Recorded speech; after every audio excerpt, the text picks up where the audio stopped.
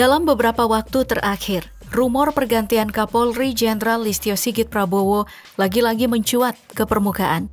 Hal ini pun memicu berbagai spekulasi di kalangan pengamat politik hingga masyarakat luas.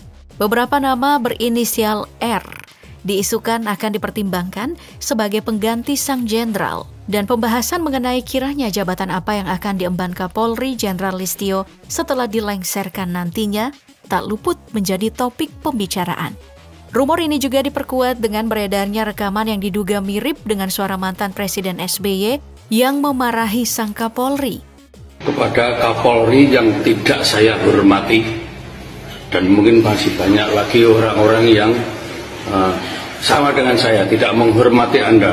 Selain itu, sebulan lalu, candaan Pak Prabowo dalam sebuah pidato yang menyinggung mengenai pergantian Kapolri seolah mengindikasikan bahwa usul soal pergantian ini telah cukup lama menjadi bagian dari diskusi internal di pemerintahan.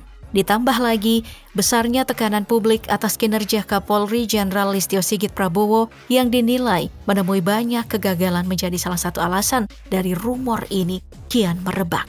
Dimulai dari kasus-kasus yang melibatkan oknum anggota Polri, memuncaknya premanisme, kasus narkoba yang belum sepenuhnya efektif ditangani, hingga permasalahan pelik judi online yang telah merugikan sebagian besar masyarakat.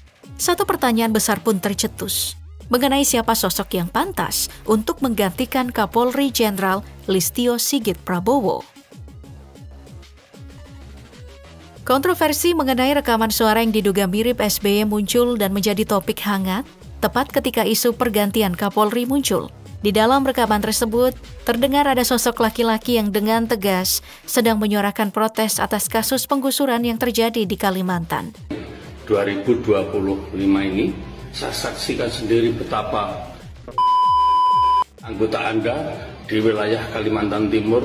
Protes tersebut tentunya ditujukan terhadap Kapolri. Secara detail di dalam rekaman disebutkan bahwa telah terjadi penggusuran di lahan yang dikelola oleh masyarakat.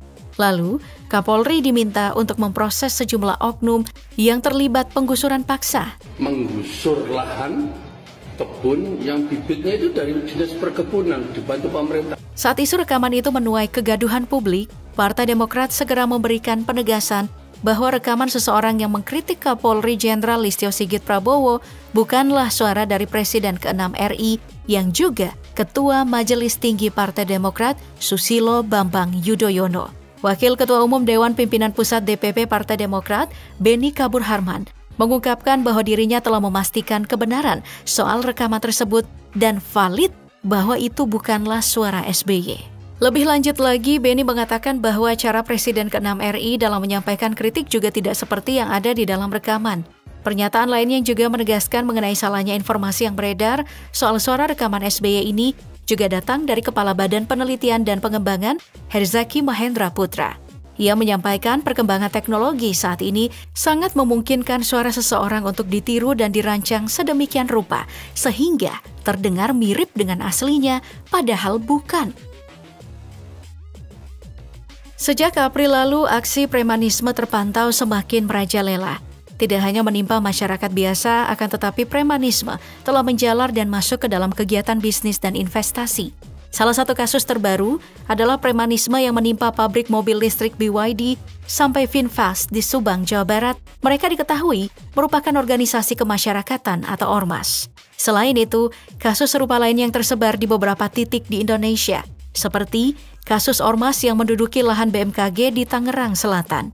Lahan milik BMKG tersebut diduga telah disalahgunakan dan merugikan serta meresahkan masyarakat setempat. Ini merupakan kasus-kasus yang kerap disorot dan diberitakan, membuat berbagai pihak mempertanyakan kinerja anggota Polri dan berimbas pula terhadap reputasi Kapolri.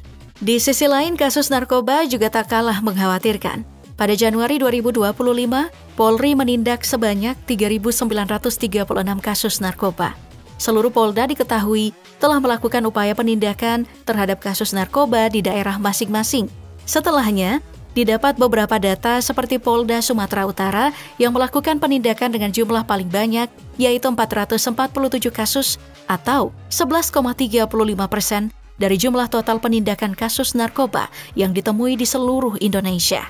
Angka-angka ini tentu menunjukkan tren yang cukup tinggi, yang mana membuktikan bahwa penanganan kasus narkoba hingga tahun ini belum juga bisa dikatakan telah efektif.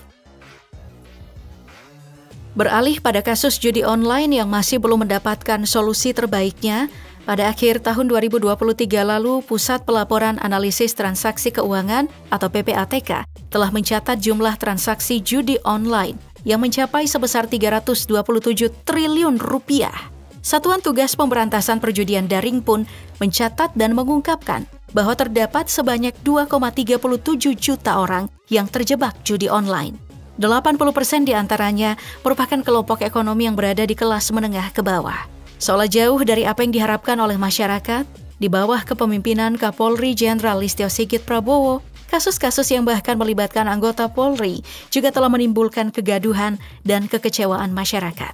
Beberapa di antaranya seperti kasus suap Joko Chandra yang melibatkan Irjen Bonaparte, salah satu pejabat di Bareskrim Polri, hingga kemudian terbongkarnya kasus penembakan Brigadir Joshua yang pada awalnya disebut sebagai korban tembak-menembak di rumah kediaman Kadif Propam Mabes Polri, Irjen Pol Verdi Sambo. Sampai akhirnya terungkaplah bahwa sebenarnya kasus ini adalah pembunuhan murni yang melibatkan langsung seorang perwira tinggi Polri. Bermula dari salah satu unggahan pegiat media sosial, Alifur Rahman S. Asyari di akun Facebook pribadinya yang menyebutkan bahwa calon Kapolri baru memiliki inisial R. Publik pun mulai mencari tahu siapa saja Komjen Pol Bintang 3 yang memiliki nama dengan inisial R. Deretan nama pun mulai menjadi diskusi di kalangan pengamat politik.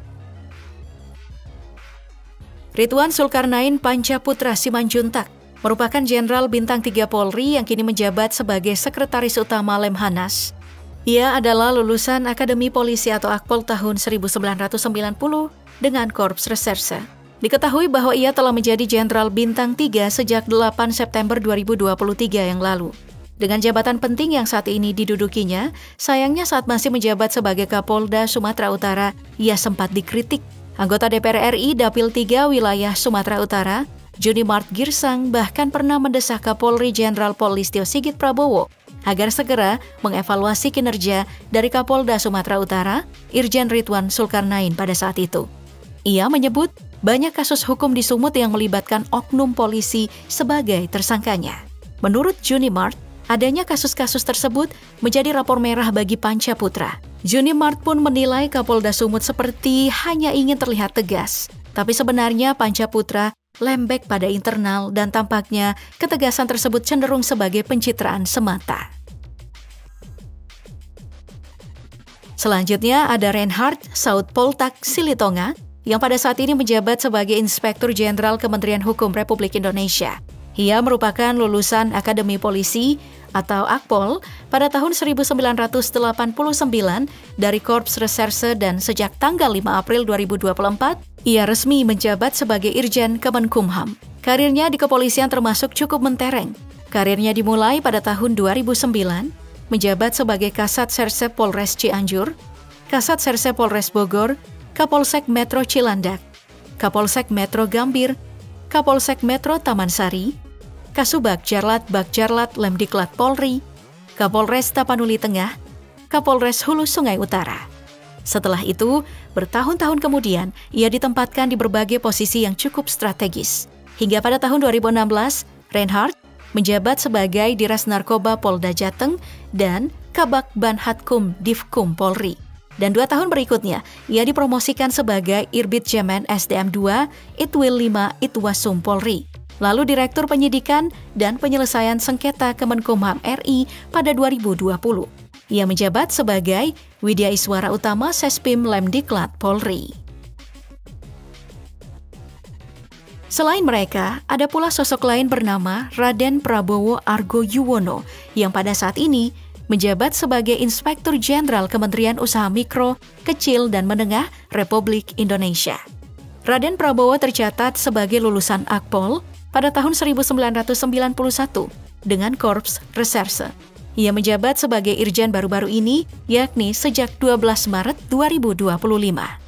Irjen Raden Prabowo Argo Yuwono diketahui telah sangat berpengalaman di dunia kepolisian. Raden Prabowo mengawali karirnya di kepolisian sejak tahun 1992 silam.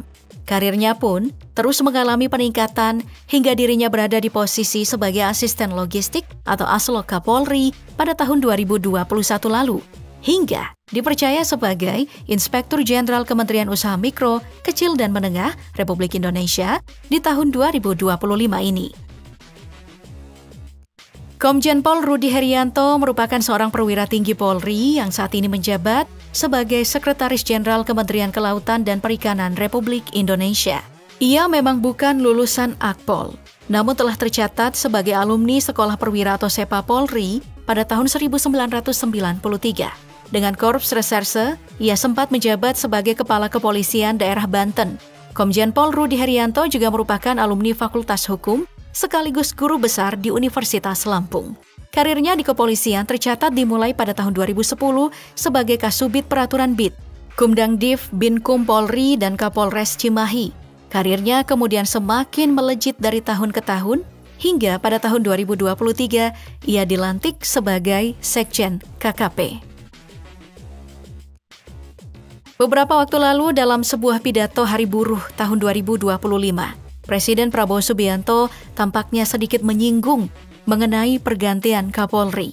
Namun, kata-katanya dibalut dengan candaan yang menuai tawa dari para penonton, termasuk sang Kapolri yang hadir pada saat itu. Dari sini, timbullah spekulasi lain bahwa mungkin saja Presiden Prabowo tak betul-betul berniat untuk mengganti Kapolri Listio Sigit. Ditambah lagi dengan adanya isu mengenai akan segera disahkannya revisi Undang-Undang Polri yang mana memperbolehkan berakhirnya masa jabatan atau batas pensiun dari yang pada awalnya 55 tahun menjadi 60 tahun.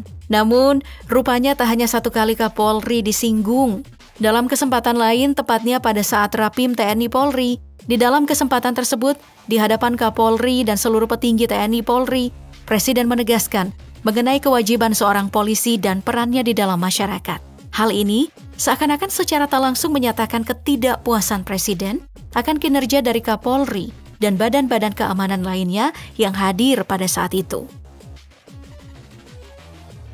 Meskipun berbagai pendapat dari para pengamat politik hingga masyarakat luas mengenai apakah pergantian Kapolri akan dilakukan atau tidak terus bergulir, akan tetapi keputusan akhir tetap ada di tangan Presiden Prabowo Subianto. Selain itu, jikapun nanti dilakukan pergantian, sudah sejak lama institusi Polri memerlukan suatu perombakan dan pembenahan agar menjadi lebih baik. Karena percuma saja, siapapun yang menjabat sebagai Kapolri, seberapa banyak prestasi dan pengalamannya, jika tidak ada langkah yang konkret dalam memperbaiki kinerja seluruh anggota Polri, keamanan masyarakat yang merata hanyalah angan-angan saja.